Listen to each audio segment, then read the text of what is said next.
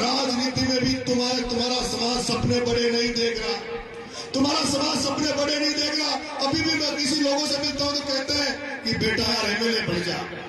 मैं कहता हूं एमएलए तो मुझे भजनलाल जी भी टिकट दे रहे जनता से, मुझे भारतीय जनता पार्टी से देववार भगवान के मंदिर में शपथ पूर्वक अपने बच्चा बेटा उसकी सौगंध खा के कह रहा हूं मेरे आदिवासी भाइयों, मुझे जेल टोंक जेल में तब ऑफर आ गया था कि अगर सबसे पहले टिकट का कोई बीजेपी में देंगे तो तुझे देंगे, लेकिन मैंने कह दिया मैं एमएलए का भूखा नहीं, मैंने सपना बड़ा देख रखा है, मैंने ख्वाब बड़ा देख रखे हैं।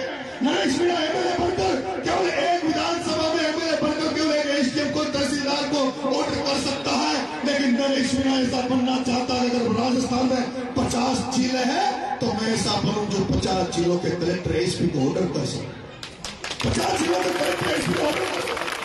नरेश मीणा ऐसा बनना चाहता है कि नरेश मीणा जब सत्ता में जाए, विधानसभा में जाए, तो नरेश मीणा की तरफ भी उसी तरह से देखे जो बड़े बड़े नेता टिकट बांटने वालों की तरफ लोग देखते हैं। अभी तो मैं सौभाग्यशाली हूँ, उस समय मेरे युवा साथी छात्र साथियों ने आशीर्वाद दिया जिसकी वजह से 60,000 वोट आ गए। अगर उस समय जो विश्वास मेरे प्रति बढ़ रहा है, जो बुजुर्गों का विश्वास बढ़ रहा है, जो हमारे बहुत जनों का विश्वास मुझे बढ़ रहा है। अभी भी मैंने जब टेबली वगैरह में आंदोलन किया, शॉप के मामले में आंदोलन किया, तब बुजुर्गों के दिमाग में एक बात चल रही थी कि कहीं दोबारा समझौता कांड नहीं हो जाए, कोई गड़बड़ नहीं हो जाए। लेकिन मैं आपकी भावनाओं को समझता हूँ, मैं आपकी भावनाओं को समझता हूँ। नरेश मीणा उम्र कब हो सकती है, उम्र कब हो सकती है, लेकिन मेरे ऊपर आपका वजन है, आपका दायित्व है, आपकी भाव है।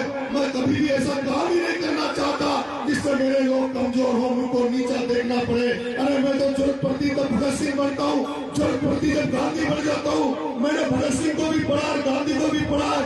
भगत सिंह 23 साल के लड़के को ये कहते हैं कि वो एक उग्र स्वभाव था, लेकिन भगत सिंह ने भी जब जेल में था तब उसने भी 63 दिन आमरण करके भूख हड़ताल करके गांधी का मार्ग अपनाया था।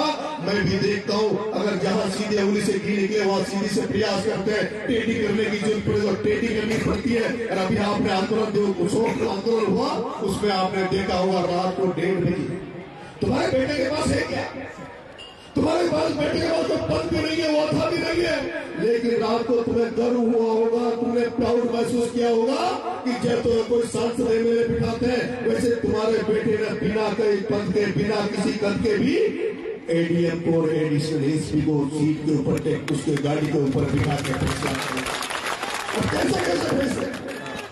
कैसा फैसला, वो मालियों की झोंपड़ी जो काम माली समाज का जिनको विस्थापित कर दिया गया था, उनकी कोई सुन नहीं रहा था, उन्होंने धरना दे दिया, सब नेताओं के आगे पीछे ढोल लिए, उन्होंने कहा हमारी समस्या है।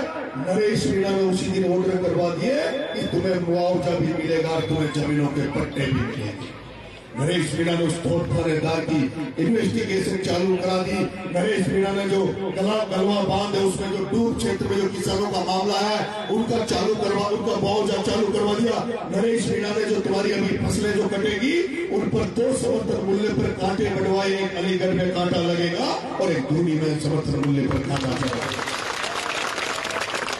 बुजुर्गों से बोलूं, मुझे भी लगता है और मैं कहा करता हूं कि युवाओं का जोश मेरे साथ है, लेकिन बुजुर्गों का आशीर्वाद मेरे लिए बहुत जरूरी है, बुजुर्गों का आशीर्वाद मेरे लिए बहुत जरूरी है। इसलिए मैं हर दिन ये प्रयास करता हूं कि कैसे कैसे मेरे बुजुर्गों के दिल में अपनी भी जगह बना सकूं, ऐसे कोई काम करूं जो इनके भी जहन में मेरे प्रति जगह बन सके।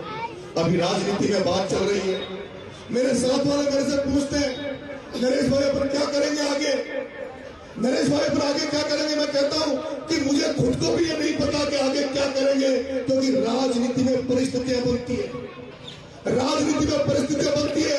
अभी कांग्रेस के हालात और बीजेपी के हालात आपके सामने। भारतीय जनता पार्टी के लिए मैंने कह दिया, जीते जी भारतीय जनता पार्टी में नहीं जाऊंगा, जीते जी भारतीय जनता पार्टी में नहीं जाऊंगा।